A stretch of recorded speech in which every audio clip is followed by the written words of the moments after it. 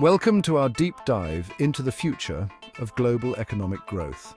That's right, we're gazing into the crystal ball of global finance, and let me tell you, it's giving me some seriously mixed signals. By 2030, the global economy could look radically different than it does today, and frankly, some of those differences depend on whether we're talking champagne wishes and caviar dreams different, or eating government cheese under a bridge different. Today, we'll explore the key factors that are expected to shape the economic landscape in 2030. And more importantly, we'll try to figure out if we should be excited, terrified, or some bizarre combination of both. So buckle up, grab your economically themed stress ball, because we're about to unpack a whole lot of potential futures.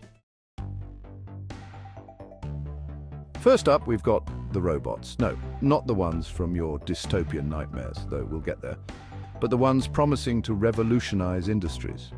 Artificial intelligence and automation are poised to be the Beyoncé of the productivity game, boosting efficiency and output across various sectors. Imagine a world where your morning coffee is brewed by a robot barista that remembers your exact order, or where your commute involves a self-driving car that doesn't need to stop for those frustratingly long bathroom breaks that human drivers are so fond of. That's the potential of AI and automation, and this is a pretty big but, this technological revolution could also leave millions of workers feeling like they just got uninvited from a party they didn't even want to go to in the first place. We're talking about job displacement on a massive scale. So, while we're busy marveling at the wonders of AI-powered toasters that can also do your taxes, we need to figure out how to prepare our workforce for a future where robots are doing more and more of the heavy lifting, both literally and metaphorically. Next up, let's talk about demographics, specifically the aging global population, particularly in those developed nations that love to brag about their retirement plans. Now, on the one hand, an aging population means more people are kicking back, enjoying their golden years, presumably spending their hard-earned cash on early bird dinners and orthopedic shoes. But on the other hand, it also means a shrinking workforce and a whole lot of pressure on those of us who haven't quite figured out how to properly fold a fitted sheet. We're talking about younger generations shouldering the burden of supporting a larger elderly population, both financially and in terms of providing healthcare and support services. This demographic shift could lead to slower economic growth, increased demand for healthcare and elder care services, and a whole lot of intergenerational squabbling that makes Thanksgiving dinner with your weird aunt and uncle seem like a walk in the park. So, while we're busy figuring out how to fund our own retirement, assuming we can even afford to retire, we've also got to find a way to manage the economic and social implications of a rapidly greying world. All right, let's talk about something a little less depressing, the energy transition. The world is finally waking up to the fact that burning fossil fuels is about as sustainable as a chocolate teapot. The shift towards renewable energy sources is no longer a hippie pipe dream, it's an economic necessity. This transition to a greener economy is creating a whole new sector of jobs and investment opportunities.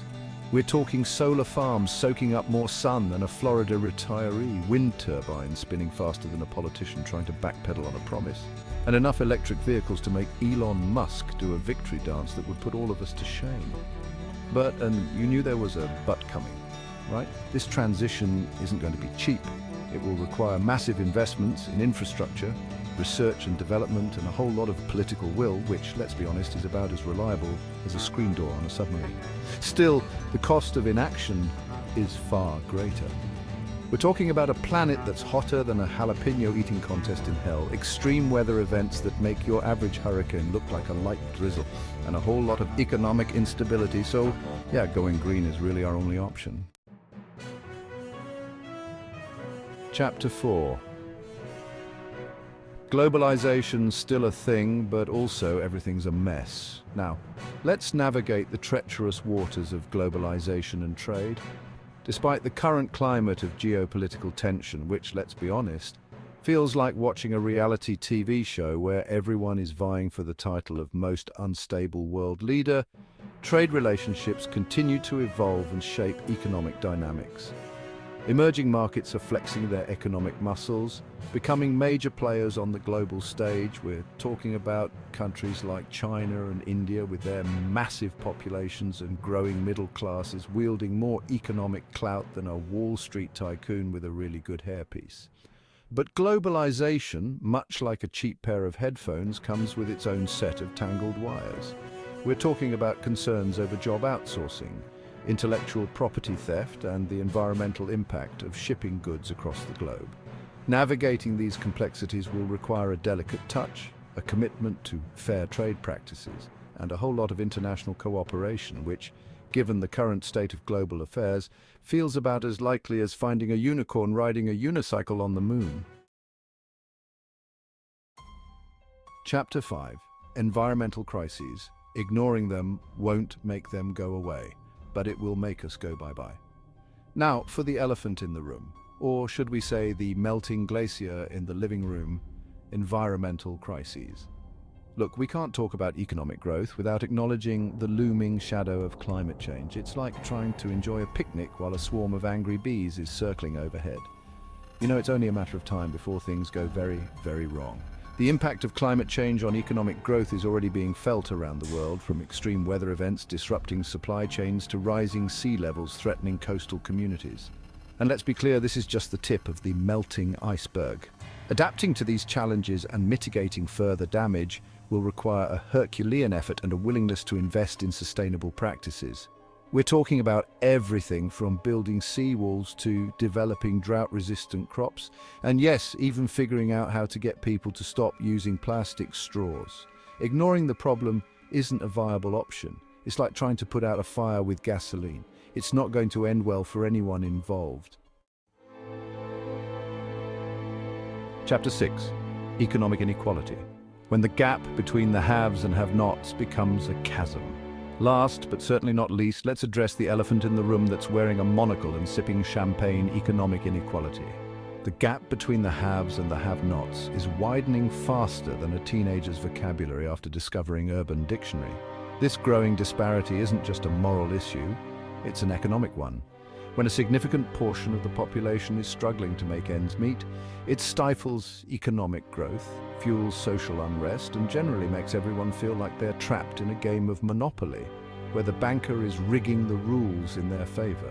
Addressing this issue requires a multifaceted approach, including investing in education and job training, promoting fair wages and labor practices, and creating a more progressive tax system. Ignoring economic inequality isn't just morally wrong, it's economically unsustainable. It's like trying to run a marathon with one leg tied behind your back. You might be able to hobble along for a while, but you're not going to win the race. Thank you for joining us on this journey into the future of global economic growth. As we've seen, the road ahead is paved with both challenges and opportunities. The decisions we make today will determine whether 2030 brings about an era of shared prosperity or one marked by instability and inequality. The future, much like a toddler with a glitter glue addiction, is messy, unpredictable, and full of surprises. But by understanding the key factors shaping the economic landscape, we can better prepare for the challenges and seize the opportunities that lie ahead. So stay informed, stay engaged, and most importantly, stay hopeful. Because the future of the global economy depends on our collective action and our willingness to shape a more just and sustainable world. Thank you for joining us on this journey into the future of global economic growth. Stay tuned for more insights and analyses on the trends shaping our world.